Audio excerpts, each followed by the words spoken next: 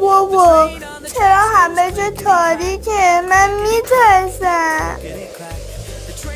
این فقط یک سایه است، سایه خودته. اگه بیا بریم سرزمینه سایه ها تا ترسمون بیشتر بهش میرسیم. اینا واقعا هیولان؟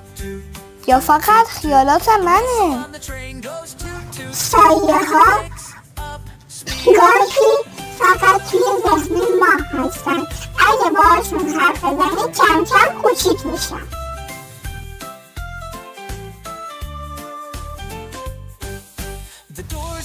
الان دیگه من از تاریکی نمی ترسم، چون میدونم ترس یه احساسه. تو هم از تاریکی میترسی؟ بیا ببین آوینا چطور شجاع شد.